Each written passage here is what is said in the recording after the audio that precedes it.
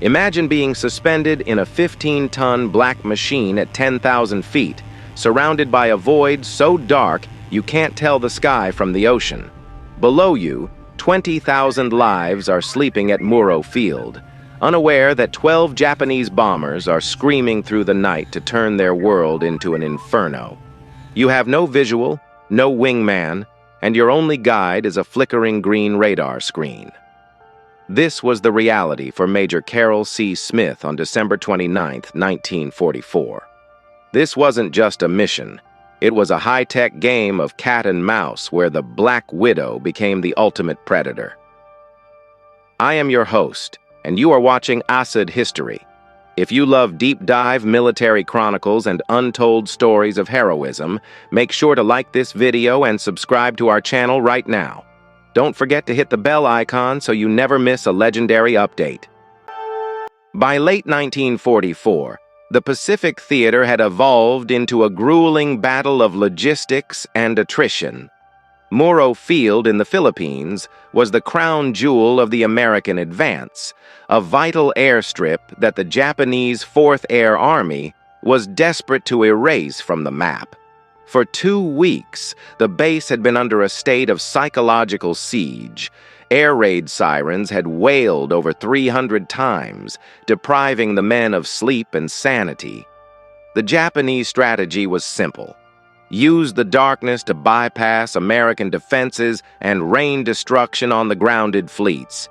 Enter Major Carroll Smith and the Northrop P-61 Black Widow. The P-61 was a radical departure from traditional fighter design.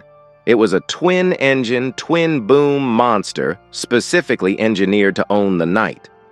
As Smith taxied his aircraft onto the rain-slicked runway, the sheer scale of the challenge was immense. He was flying a plane that carried the world's most advanced SCR-720 radar, a technology so secret that Smith was under orders to self-destruct the aircraft rather than let it be captured. The pressure was suffocating. Every vibration of the Pratt & Whitney R2800 engines felt like a ticking clock. When he finally lifted off into the murky Philippine clouds, he was entering a dead zone where a single instrument error meant a watery grave.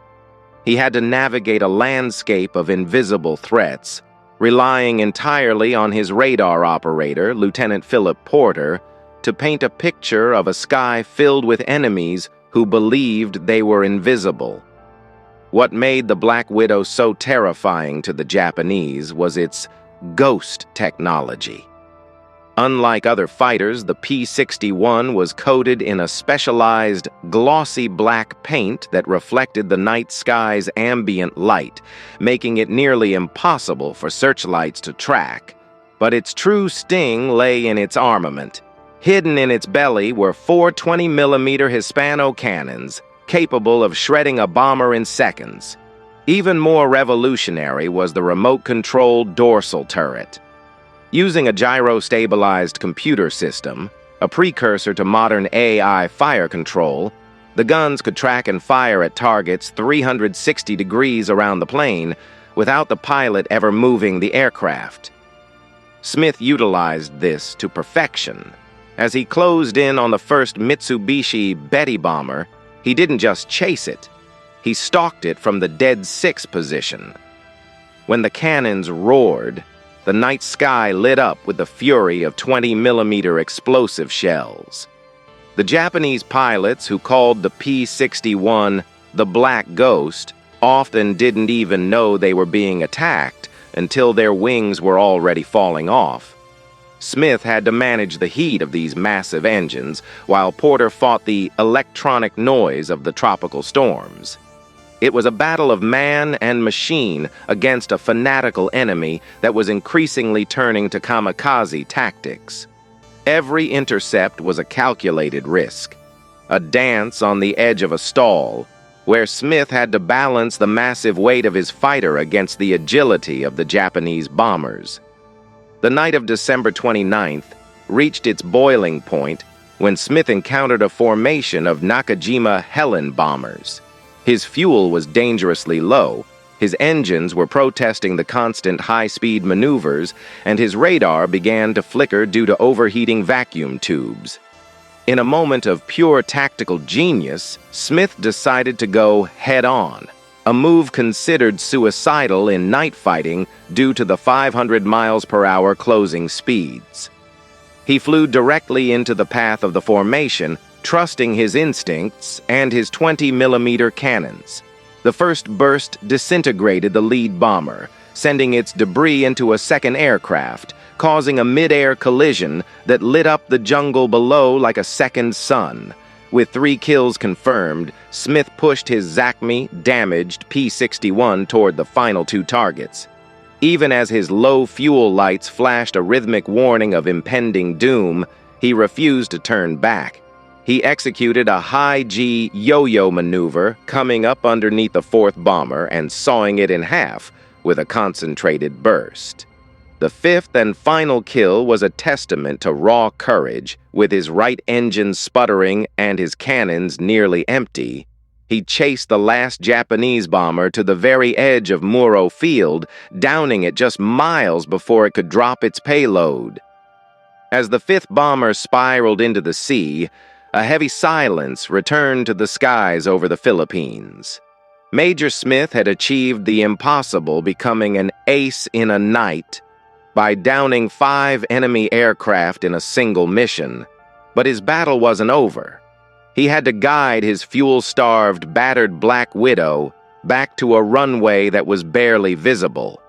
With one engine completely dead and the other coughing on fumes, Smith made a harrowing emergency landing, the massive tires of the P-61 screeching onto the steel mats just as the last drop of gasoline was spent.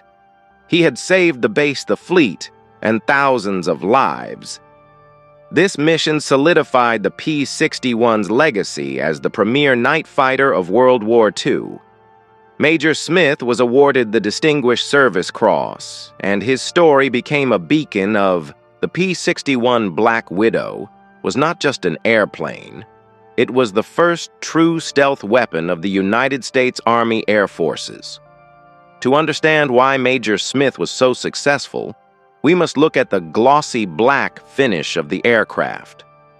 Most people believe matte black is best for the night, but scientific testing at the time proved that matte paint actually showed up as a pale gray silhouette against the sky when caught by a searchlight.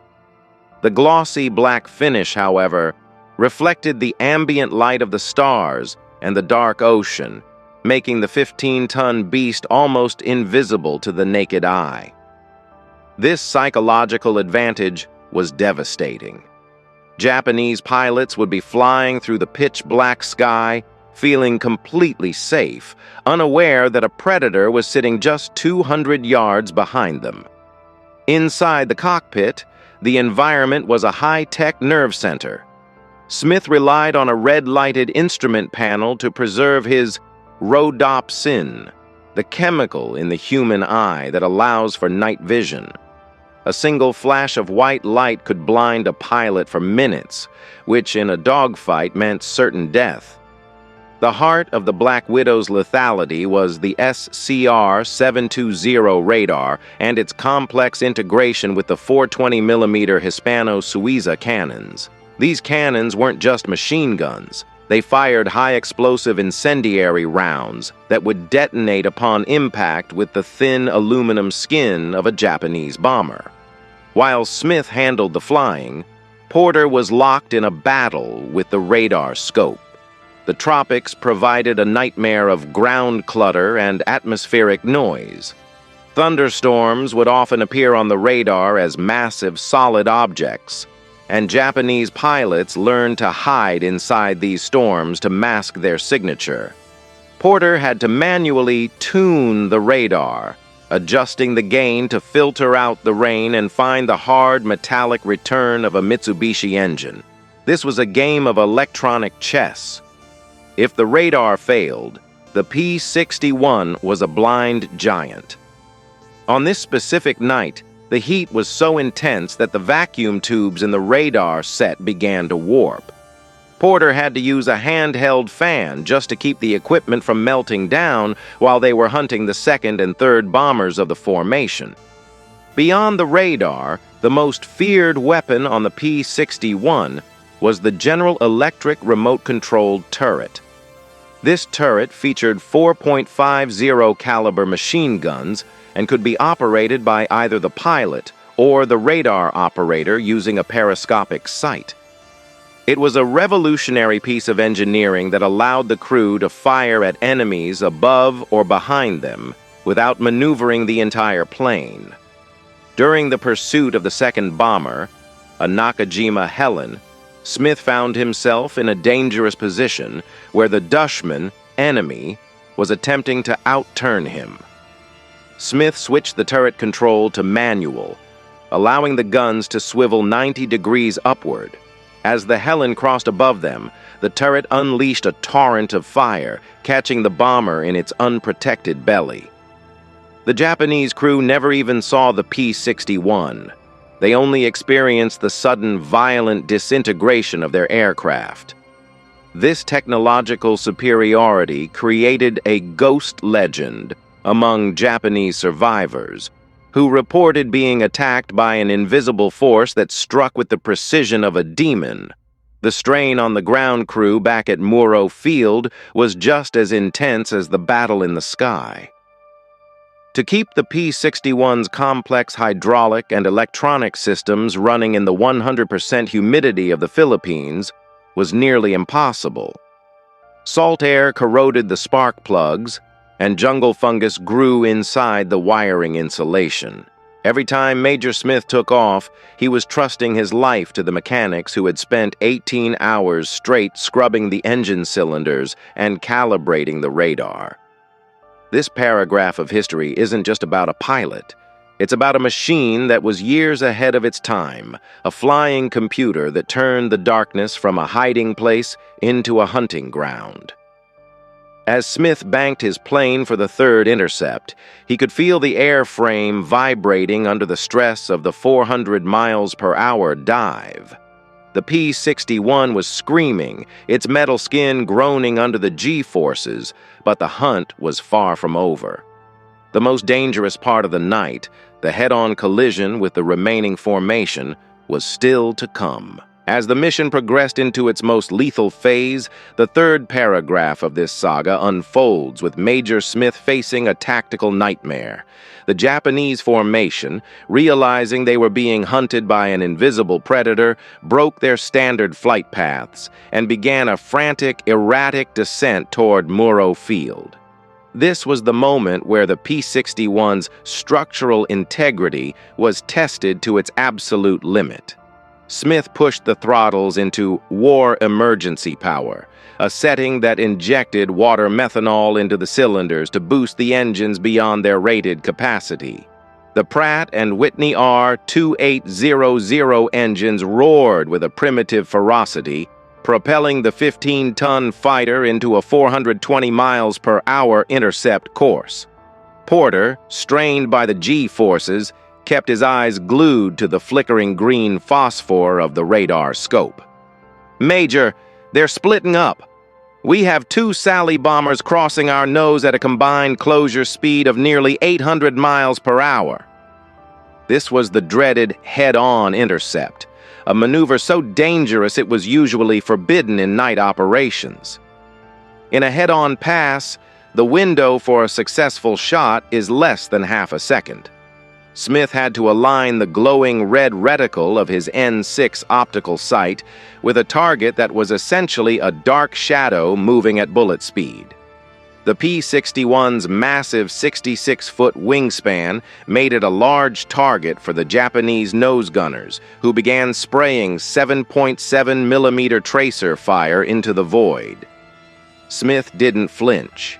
He waited until the Dushman, enemy, was less than 300 yards away, a distance covered in the blink of an eye, and squeezed the trigger.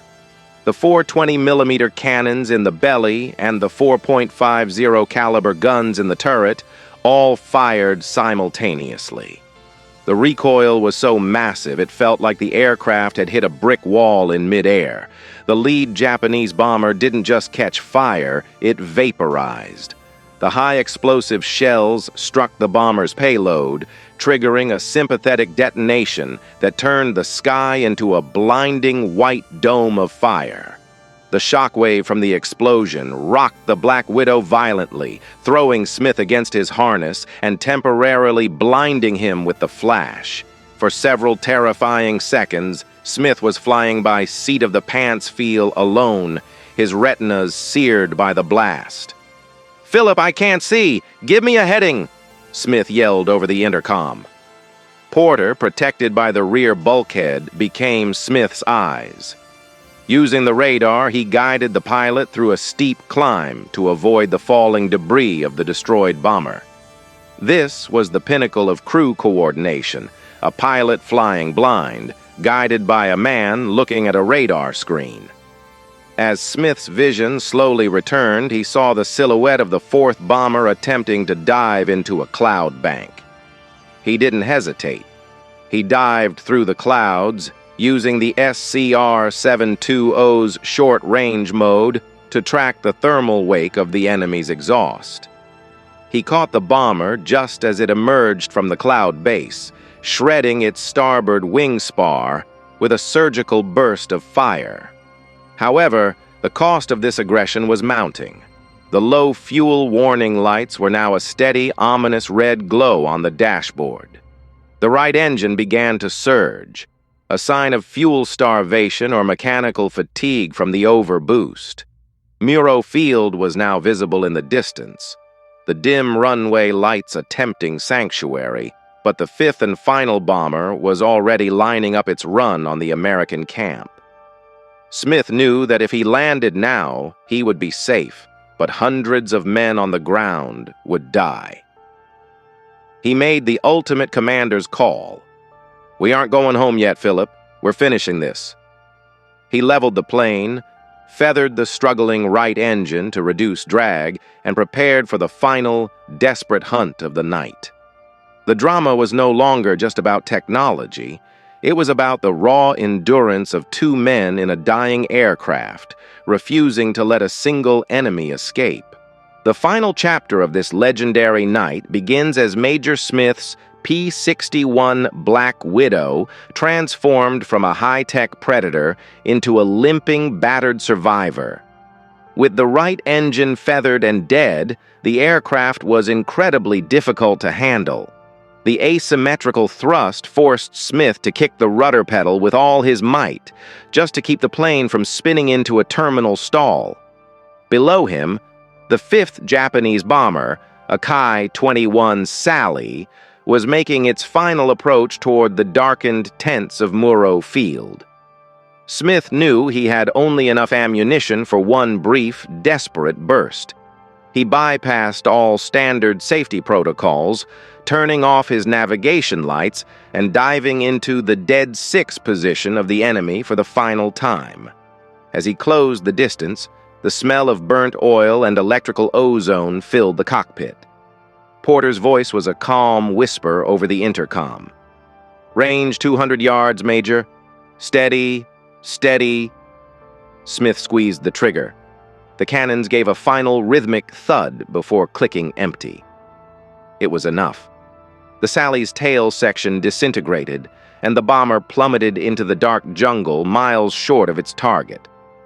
The mission was a victory, but the battle for survival had just shifted to the landing strip. Smith's fuel gauges were now bouncing on the pins. Absolute zero. He was gliding a 15-ton metal brick through a pitch-black sky with no power. He radioed Muro Field. "Emergency landing, single engine, no fuel, clear the deck." The base, which had been cowering in foxholes minutes ago, suddenly sprang to life. Searchlights that had been hunting for enemies now pointed straight up, creating a pillar of light to guide their hero home. Smith lined up with the runway, his hands shaking from the sheer physical effort of holding the yoke. He dropped the massive, full-span flaps to create maximum lift at low speed. The P-61 hit the steel-matted runway with a bone-jarring thud, bouncing once before the nose gear slammed down. Smith stood on the brakes, the tires screaming and smoking, as the aircraft finally came to a halt, just feet from the end of the runway. The silence that followed was absolute.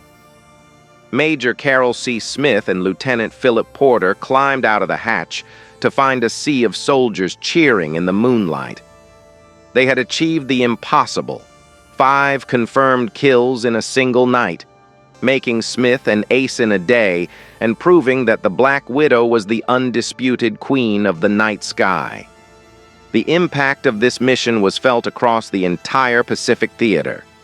It broke the spirit of the Japanese 4th Air Army, who began to believe the Americans had developed supernatural vision. For the engineers and ground crews, it was a validation of their sleepless nights in the mud. Smith was later awarded the Distinguished Service Cross, the nation's second highest military honor. But for him, the greatest reward was the sight of 20,000 men waking up safely the next morning. The P-61 would go on to serve until the end of the war, but no single night would ever match the sheer intensity and technological triumph of December 29, 1944.